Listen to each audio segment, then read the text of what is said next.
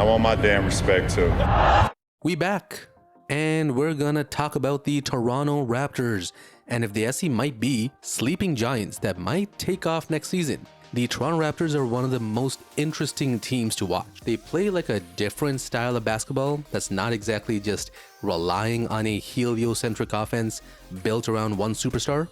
The whole all 6'9" wings that can dribble, pass, and shoot strategy seems like the Raptors' response to defending the three-point era and the super teams of the league. So let's get started with how the Raptors season went last season. They started the season with a big fat L in their home opener. And of course, Siakam did miss the first month of the season. He returned on November 7th, but was kinda inconsistent in the first 18 games after returning, but I think that should probably be expected. But he did end the season on a tear. He was named to the third team All-NBA. VanVleet, as the first option, put the team on his back early on, which allowed him to make his first All-Star appearance. This is a great season for any franchise, to have the two best players make All-NBA and All-Star. Now, the season was kind of weird because it kind of felt like watching two different Raptors teams before December 30th and after December 30th. Before December 30th, the Raptors went 14-17, had the 14th ranked offense and the 21st ranked defense. Horrible. After December 30th, though, they went 34-17. They had the 15th best offense, middle of the pack, I guess, but the 6th best defense. They looked absolutely dominant against the best teams in the league, but also followed up those wins with losses to terrible teams like the Pistons, who swept the season series versus Toronto. So that was weird. Now let's talk about the whole Raptors style of play. So on offense, let me actually drop some numbers on you. They were the second best offensive rebounding team. They took the 4th most field goal attempts per game and allowed the 2nd lowest field goal attempts by their opponents. They scored the 2nd most points off turnovers. They had the 3rd most turnover percentage, and they led the league in unassisted field goal attempts per game. So they don't turn the ball over. They score a ton of forced turnovers, they ISO a ton, they crash the offensive glass, and all of this is to achieve their goal of giving themselves this huge advantage in shot attempts compared to their opponents, taking 7 more shots than their opponents per game. That differential leads the league. Now, it's time for some bad news, but they didn't exactly do well on offense. I'm going to drop some numbers. I want to give you a heads up, you might get nauseous at some of these numbers. So they had the 16th ranked offense, which is middle of the pack. They had the 4th worst half-court offense. They were ranked 27th in true shooting. They were ranked 20th in three-point percentage. Draw many fouls, they were ranked 21st in free throw attempts per game. They were dead last in assist percentage. So they didn't run plays and move the ball to get assisted baskets. They were bad at half-court offense. They were bad at getting to the free throw line. They were a bad three-point shooting team. Terrible efficiency overall. They really relied heavily on offensive rebounds, forcing turnovers, and scoring in ISO. Speaking of isolation, they ranked 2nd. They took the 2nd most ISO possessions per game. However, they were ranked 27th in isolation efficiency in points per possession. Horrible in transition. They were tied for the 5th worst transition points per possession. On cuts, they were again ranked 27th in points per possession on cuts. So overall, the Raptors struggled a ton to score just in general. One silver lining for Raptors fans that I think is just kind of in the DNA of this team, the Raptors are a totally different team in the clutch. The clutch being defined as games in the last 5 minutes of the game with the score within 5 points. In those minutes, the Raptors had the 2nd best record at 26-19, the 7th best offense, the 8th best defense, the 7th best net rating. So during those clutch minutes, they continue to dominate at forcing turnovers, crashing the offensive glass, and their game plan does technically work in the clutch when execution is the most important thing, which I think is going to be really useful if the team just ran more plays for their players instead of having them ISO so much. Now, let's talk about what makes the Raptors truly special, their ultra-aggressive defense. They ended the season with the 9th best defense, but since December 30th, The last 51 games, they had the 6th best defense. They were 2nd in steals per game, and they allowed the fewest points off turnovers. They had a great transition defense. They allowed the 4th fewest points in transition, and on isolation defense, they were in the 90th percentile, allowing the 4th lowest isolation points per possession. They also technically forced the 4th most turnovers on isolations.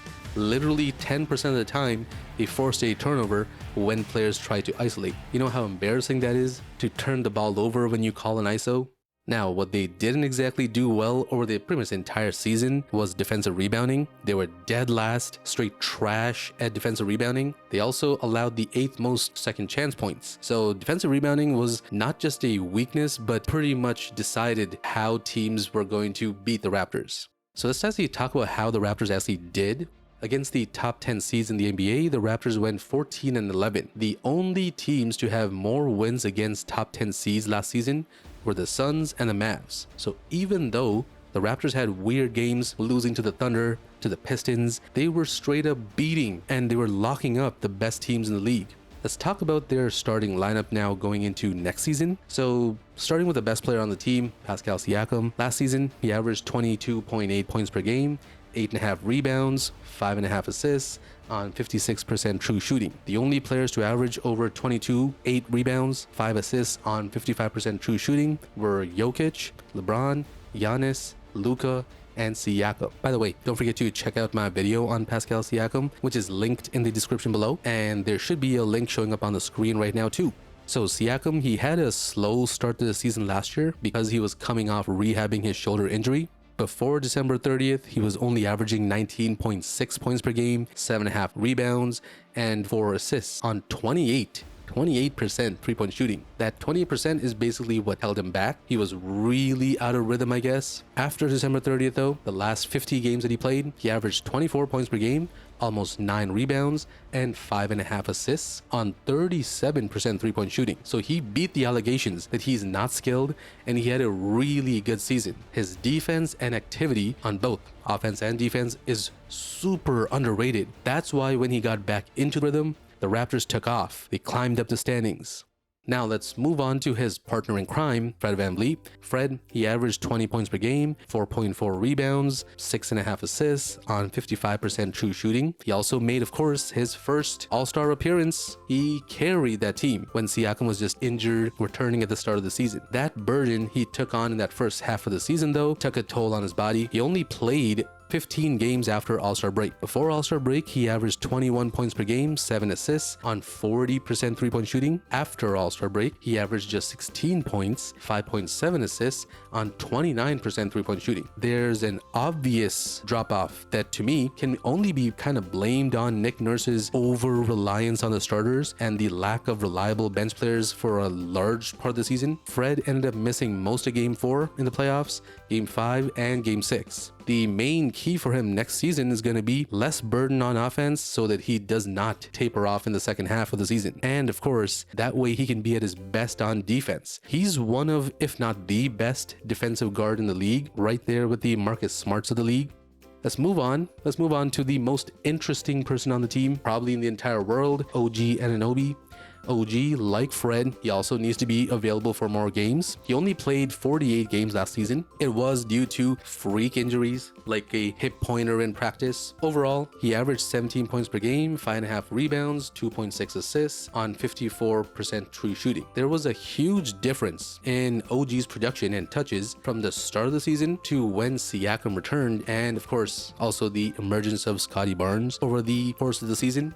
OG, by, I guess, circumstance, was moved down from the second option to third, maybe even the fourth option on offense. So before Siakam returned and was taken off minutes restrictions on November 30th, before he returned, OG averaged 19.7 points per game, 5.5 rebounds, 3 assists. After November 30th, he averaged just 16 points per game, 5.5 rebounds, and 2.5 assists. This difference in scoring production is important because of the rumors about OG's issues with his role on offense. Some of that is on Nick Nurse, but some of that is on OG himself. He has to take opportunities, maximize them. That's what Scottie Barnes did. Nick Nurse is I'd say super creative on defense. But to be honest, honest, he's not as creative on offense. He just kind of lets his players like read and react when Nurse should be calling plays to get OG touches. Moving on from OG, let's talk about the reigning, the defending Rookie of the Year, Scottie Barnes. Obviously the 4th pick in the draft. He won Rookie of the Year. Just so I can take my victory lap, I predicted that Scottie was the real Rookie of the Year. I dropped a video back in March about the Rookie of the Year race, predicting that by the numbers, Scottie was overall the best rookie. So you know what time it is when I give you the analysis. He ended up averaging 15 points per game, 7.5 rebounds, 3.5 assists on 55% true shooting. The scoring, that's what really blew people away. Over the second half of the season, he took it up a notch. He scored 17 points per game, 7.7 rebounds,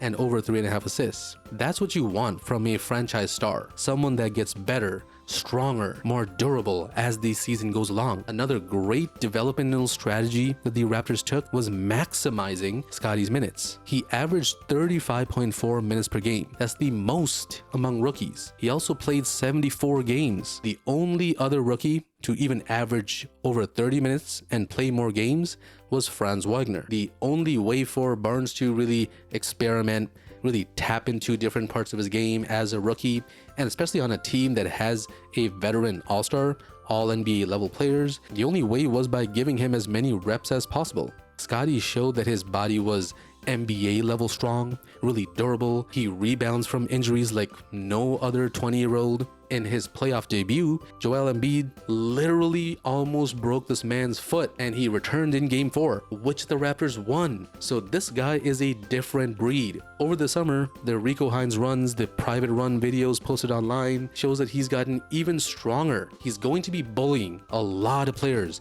and dominating in the post. He can score, playmate, he's a great rebounder. His offensive rebounding is something that the Raptors will take advantage of going forward. I think Raptors fans should get used to the team being one of the best offensive rebounding teams for the next few seasons. His defense, though, is something that I think will take more reps to really become dominant. At the moment, he's just kind of reaping the benefits of his length and athleticism. There's another tier the Raptors can get to when Scottie's able to actually lock down these small, quick guards in the league consistently. Now let's talk about the most divisive player on the Raptors, Gary Trent Jr. There's Gary Trent stands, and then there's a side of the Raptors fan base that sees him as a defensive liability on the team, one-dimensional type of player. He averaged 18.3 points per game, 2.5 rebounds, 2 assists on 54% true shooting. But he has a vital role on this team because the Raptors lack floor spacers and shooters. Gary Trent is a 38% three-point shooter last season. He's one of the best shooters in the league. He's also one of the better, more decisive players. He led the league with the lowest turnover percentage last year, but one of the biggest surprises of last season was Gary's defense. He was 3rd in the league for steals per game, so he definitely has upside on defense that he just, I don't think, hit last season. Now that's the starting lineup the Raptors had last season, but to me, this team would be at their peak when they fully lean into the whole Vision 6-9 philosophy. And the way to do that is the development of one of my favorite players on the Raptors, even more than Scottie, Precious Achiuwa. Overall, Precious, he averaged 9 points per game, 6.5 rebounds, 1 assist on 50% true shooting. Those numbers are just kind of average for a second-year bench player, nothing too special, but the real breakout Precious had last year was the development of his three-point shot. During his rookie season in Miami, he literally attempted 1 three-pointer in total. In his second season, after being traded to Toronto, he took 156 three-pointers and shot 35.9, almost 36% above average from 3. After All-Star break, he averaged 12.2 points per game, but he was shooting 39% from 3, and he was taking almost 4 threes a game at that point. If Precious can make opposing defenses pay for sagging off him, if he can hit open threes, everything changes for the Raptors. Precious is super versatile. He can put the ball on the floor, attack closeouts. He doesn't have to pass or make reads because he's pretty much like a missile when attacking the rim. So because teams want to stop his drives, they sagged off him last season, they clogged up the paint last season. Now, if he can make them pay from 3, force defenders to come out and guard him, he already has the skill set to take advantage of those closeouts. He's also a really amazing defender, super switchable, great at rim deterrence. Notice I said rim deterrence and not rim protection. He's not exactly blocking shots, but he's altering shots at the rim, forcing players to pass instead of testing him at the rim. Now, I said he's super switchable. He's so switchable that the Raptors started switching Trae Young, Clinton Capella, their pick and roll. Trae Young, the player that generates the most points in the league from the pick and roll. Precious would just kind of switch out, guard Trae at the perimeter, and straight up clamped him. This was so impactful that Trae just stopped running the pick and roll to just keep Precious out of the action. Being able to neutralize a offense's best game plan, that's a weapon the Raptors have to take advantage of. So to be honest, if I wanted to set the starting lineup, I would bring in Precious, move Gary to the bench. Last season, Precious came off the bench. He was much more raw, was still kind of getting up to NBA speed. The game seemed sometimes to move a little too fast for him at the beginning of last season. But if the scoring from Precious is real, if he starts to be consistent from 3, it's hard to argue that he should be coming off the bench. Let me drop some numbers here. The starting lineup of Siakam, Fred, OG, Scotty, but with Gary on the floor. That lineup had a net rating of minus 0.73, literally pretty much a 0 net rating. The same lineup, but switching out Gary for Precious, had a net rating of plus 4.71. Opponents also shot 10% worse versus the lineup with Precious inside the arc, primarily because of the length and the shot contests of Precious versus Gary Trent. Gary is the guy that can get you buckets at the end of the shot clock. Precious is the guy that can play at a Defensive Player of the Year level. So the Raptors could just set a different starting lineup according to the matchup. You never know. I'm hoping that's actually what they do, switching it up, different starting lineups for different teams. So knowing all that, who is actually going to be my X factor for the Raptors next season? Who's going to determine the fate of how many games the Raptors win? The Raptors have so many young players that can develop, that can have breakout seasons. They got Scotty, Gary, Precious, OG, but none of them are my X factor. My X factor is Chris Boucher, and this is my X factor for the Raptors winning games, having team success, not exactly what Boucher's stat lines are going to be. So Chris Boucher was a consistent positive net rating player, no matter what different lineups he was playing with. We all know Nick Nurse, he's creative with lineups. So when Chris Boucher was playing with the main Vision 6-9 players, Pascal, OG, Scotty, the lineup destroyed teams. When the 4 players were on the court together, it was a very small sample size, but they outscored teams by 14 points in 106 minutes. But every lineup Boucher has played alongside either Pascal, OG, or Scotty without Precious, they outscored their teams by 11 or even more. The Raptors in general outscore teams by 5.8 points when Boucher is on the court. It's not specifically his production, but his fit, his role is perfect to maximize the all 6-9 lineup minutes. Last season, he started the season pretty straight up trash, terrible, from opening night on October 20th to December 30th. So that's 29 games. He averaged 8.6 points, 5 rebounds, pretty much 0 assists, under 1 block, but his plus minus, he had an average plus minus of pretty much 0. He literally had no impact on winning during that span of time. And the Raptors went 14-17. From December 30th onward, which is 51 games, he averaged almost 10 points, almost 7 rebounds, again 0 assists, 1 block, but he had an average plus minus of plus 3.7. The Raptors went 34-17 over that time as well. So you can see it's not exactly an increase in stats, but basically being a star in his role, which ended up leading the team to actually winning more games. So a full season of Chris Boucher playing his role, playing his game, being a star in his role is gonna have a huge impact on how many games the Raptors will win. So that's my X factor for the Raptors next season. What do I think we should kind of expect now from the Raptors? Well, Raptors were essentially just going to run it back, putting their faith into internal development, continuity, chemistry. They added a couple of tertiary players like Otto Porter. They drafted Christian Coloco. The internal development is basically for the younger players like Gary, Scotty, Precious, Delano Banton, who I actually think has a great chance to be the backup point guard, especially running the bench unit. He had a great summer with Team Canada in the Summer League, so I think we should be on the lookout for Delano getting a whole lot more opportunities next season. But for next season, what's the worst case scenario? Let's start off with some bad news, negative vibes only. Well, just like last year, there's always the possibility that injuries end up derailing the season once again. With the coaching and the next man up culture the Raptors already kind of have for the last few years, they're going to be competitive every single night. So they should be a playoff team, but worst case scenario, they might just end up as a play-in team if injuries kind of just destroy the season. The best case scenario though, if everyone stays healthy for the most part, that means VanVleet, OG, they play around 75 games or so. That'll be a best case scenario. The bench players and the young players also develop. That ends up working out on the court. If things go their way also in the standings, they could make a deep run in the playoffs.